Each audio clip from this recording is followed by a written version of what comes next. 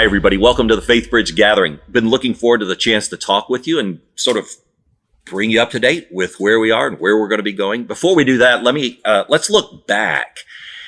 And because I think there's so much that has happened in the recent weeks, sometimes it's helpful to look back and say, okay, have we made a wise decision here? Was this a good move? And that sort of thing. I think a defining moment for our church, really, it originated in the lead team.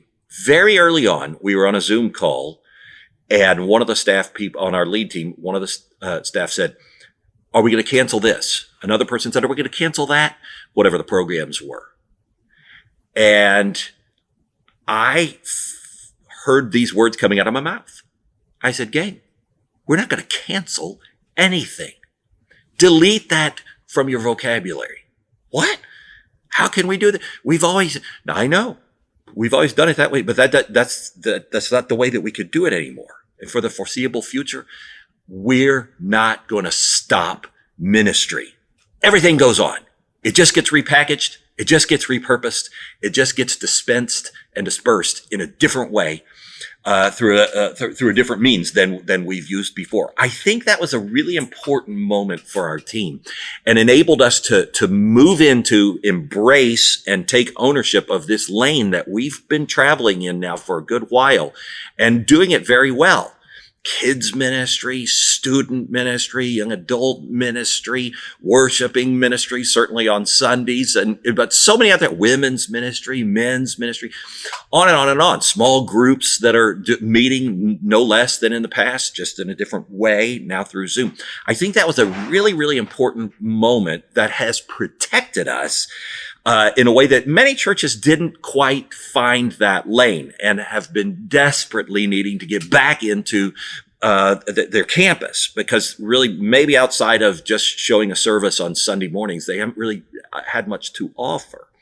And so I'm very grateful for our team and proud of our team for the way that they just accessed and found that lane and stayed in that lane, and for the ways that people have responded to it, and even our ministries expanded and picked up more people, even in other parts of the country, who are identifying as Faithbridgers now, because they're just like, hey, found you, and this is really good.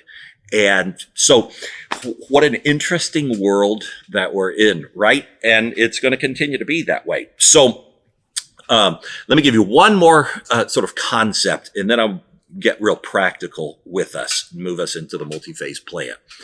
The concept is this: if you could envision a graph with your x-axis and your y-axis, right? Now on the x-axis, you have your wisdom, fear.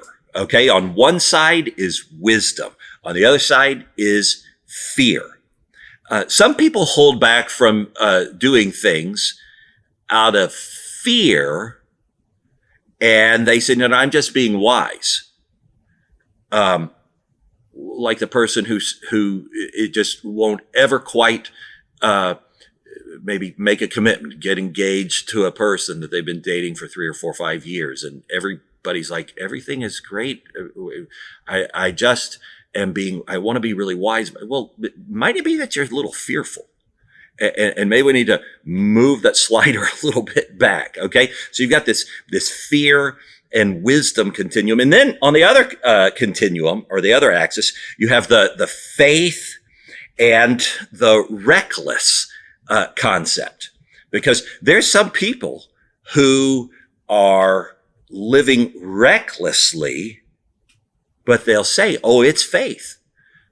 Like when you're a teenager and you go to the cliffs and you're jumping into lake and you just got to have faith. Well, are you sure? Are you sure this is safe water? It's not too shallow. You're not going to get paralyzed. I mean, that could be a little reckless. And so let's be careful not to package our recklessness under the word faith. So you see, it's very tricky. And so what we really want to do is find that perfect intersection, that origin right there, where we can say we feel that we're acting full of wisdom and we're acting full of faith, right where that intersection occurs. Now, with that sort of preface, let me lead us now into the multi-phase path and just sort of guide you through what our staff has been working on for quite some time now to try to get it just right. We recognize the COVID-19 situation is changing rapidly and will continue to do so. Taking our cues from the local officials, the White House, the CDC, and under the direct guidance of local medical professionals and experts. And I'm sure many of you have already sort of figured out in a way that I didn't ever quite realize the value of when I said yes to being on the board of a hospital.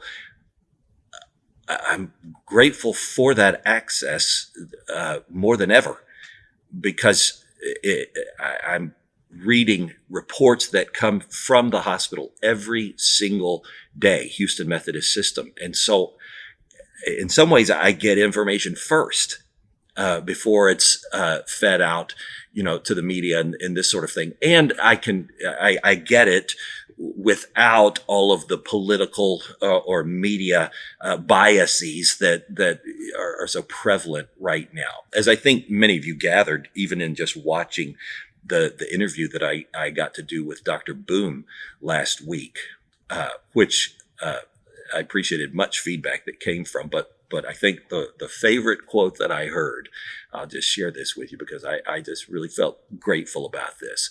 Some person who watched it, I don't believe it's a Faithbridger, but somehow it got to them, in one of the school districts. She said, that was the most helpful interview that I've heard in all of these weeks of COVID-19. And I felt really good about that. I felt grateful for that. And I think that's one of the distinct, just sort of providential advantages that I have in getting some information straight from that world. So we'll draw our information for all of these sources. And with that in mind, we've developed a path forward for us that we believe will best help us to thrive in this new normal of doing life and ministry. 5 phases. Let's talk about phase 1. Phase 1, that is the online only phase. Okay, that's the online only phase. What will that include? Well, that'll include, of course, our online worship services on Sunday, our online grow groups, online serve teams, our daily online ministries for all generations, starting in the morning and running through the whole day and evening. New online ministries that we've got queued up in classes. We're going to be having a financial peace university. We're going to have marriage groups. We're going to do our first ever VBS online. And let me just give a shout out to Kelly and to our amazing kids ministry team, as well as the tech team. What doesn't meet the eye when you're watching the fantastic programming that they're putting up, and we'll do even more of during VBS, is for every, let's say, 30 minutes that you're getting to watch, what you don't see is hours that went in before of writing scripts, of rehearsing, of doing a taping. We got to cancel that tape. That didn't work right, and editing that goes on. So there's hours and hours and hours and hours that go in behind the scenes just to get 30 minutes, and then an hour and 2 hours and 3 hours and 4 hours and 5. So a big shout out of gratitude from me, and I know from you, to all of our kids ministries, all of our staff.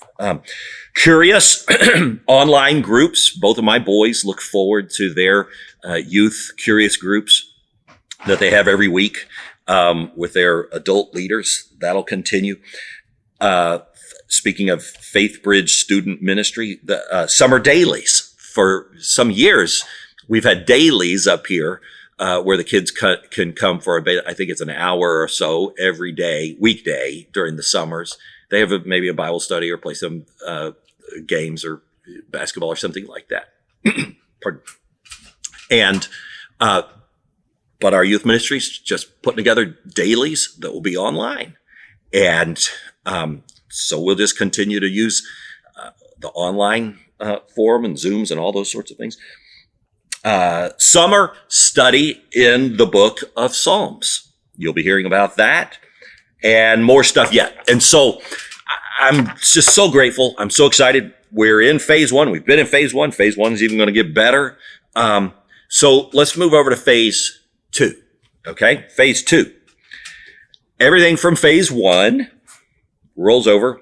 Now Faithbridgers can begin to host neighborhood worship watch parties in their living rooms. Groups of no more than 10 can choose to gather in homes, strictly honoring all health and safety guidelines. Seniors, high-risk individuals, and people who live in a household with someone who has an illness or a fever will continue to worship and share in life-changing online community. So this is what we see coming as we're monitoring and getting that news from the medical community. How is that R factor doing? How's that spreading factor doing in Greater Houston? Is it going up precipitously? Then let's do our part and pitch things back. But we're looking forward to that. Some are even envisioning, maybe our watch party would, one family says, we have a big back porch and big table and TV outside. I think we'll do ours outside. Okay, great. You'll be thinking about that, planning about it, praying about it, for when that day comes. Phase three, this will be everything from phase one, everything from phase two rolls in, and then we'll have small to medium-sized groups that can choose to begin gathering in homes and at the Faithbridge campus, maintaining strict health and safety measures, including maintaining 6 feet of distance, masks, and thoroughly sanitizing areas before and after every gathering. Now, what would be an example of this? Some of the curious groups for youth, for example, that I was just talking about. I think one of my son's groups, he said, has 13 people. Or perhaps we'll have in a marriage group that'll be starting up, or a starting point class, or a financial peace class, or something like that. Maybe there would be a reason that we would find good and worthwhile and beneficial to say, okay, let's do this in person. And we can use such room in the church. We'll have plenty of space in that room for 13, 15 people or whatever. We still social distance, wear our masks, all that sort of stuff. And so that's what we see coming in phase three, the medium-sized groups. Phase four, this will be what we'll call family worship services. That'll be everything from phase one, everything from phase two, everything from phase three. And family worship services can begin in Center Court East and Center Court West with limited capacity. Who will come? Families, children, and students who will all stay together. Family units staying together, honoring the same strict health standards of the earlier phases. New accommodations can be made for seniors who want to worship maybe in a special location, or a special hour set aside just for them. We've drawn up several possibilities for this. This is kind of an early time. Maybe we would set one of the early services before any of rooms have been used that Sunday. And in this room, in this location, that'll be seniors services, especially trying to be sensitive to those who are in the vulnerable population, where those spikes really start happening in more dangerous sorts of ways. We want to be very careful about that. And so that's phase four. And then phase five, we'll call the new normal. That's everything from phase 1, 2, 3, and 4 under the watchful eye of medical professionals on campus. Kids ministry and student ministry can resume in a highly modified way, mindful to protect everyone by faithfully following strict CDC guidelines. And so These are the phases that we are envisioning, that we see the sensibility of, and that we believe bring together the best of wisdom and faith. And every organization's having to figure out where exactly is that origin. Every church is having to figure that out based upon the size of the church, based upon the age of the church, based on the location of the church. Are you in a big city, or are you out in the rural areas? Every business is having to make it. But this is where we really believe is going to be a perfect origin or intersection of wisdom and faith. So, just wanted you to know we're excited about that, and that's where we see things going. You be in prayer with us. We'll keep being in touch with all of the aforementioned experts and trying to just make sure that we keep it dialed right in, and we'll be talking to you along the way as we have been for some weeks now. Thanks for watching. Have a good evening.